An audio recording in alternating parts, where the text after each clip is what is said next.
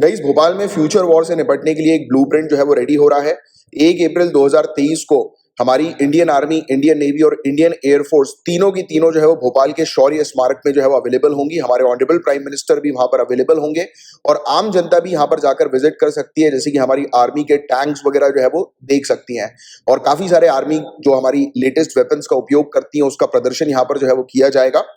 यहाँ पर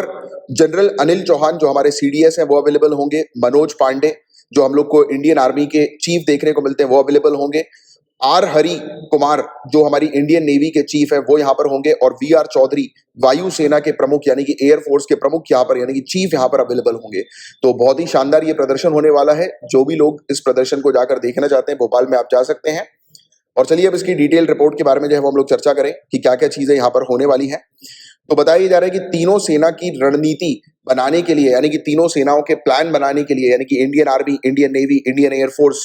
के जो चीफ हैं और हमारे CDS chief of defence staff जो हम लोग को देखने को मिलते हैं वो 4 दिनों के लिए भोपाल में आ रहे हैं। 30 मार्च से 1 अप्रैल तक 3 दिनों में यहाँ तीनों सेनाओं की कमांडर कॉन्फ्रेंस में फ्यूचर में जो भी वॉर्स जो होंगे उससे निपटने के लिए एक फ्रेमवर्क तैयार किया जाएगा, ब्लूप्रिंट तैयार किया जाएगा। और पहला मौका है जब ये कॉन्फ्रेंस दिल्ली से बाहर किसी दूसरे शहर में हो रही है यानी कि भोपाल में, और आम लोग यहाँ पर देख सकेंगे कि भारतीय सेना कितनी ताकतवर है। और इस बेसिकली प्रदर्शन में बोफोर्स गन, मिसाइल लॉन्चर और टैंक के अलावा युद्ध के उपयोग में किए जाने वाले जितने भी हथियार हैं वो यहाँ पर दिखाए जाएंगे। आपको बता दें कि सैन्य कमांडरों की जो कॉन्फ्रेंस हम लोग को देखने को मिलती है वो हर साल दिल्ली में होती है और माना जाता है कि इसी कॉन्फ्रेंस में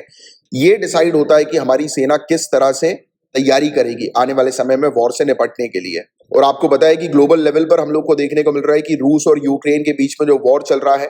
तो इसको लेकर भी जो है वो हम प्रिपरेशन जो है वो कर रहे हैं। सो आमतौर पर सेना 7 से 10 दिन के युद्ध के लिए तैयार होती है, लेकिन रशिया और यूक्रेन वॉर जितनी लंबी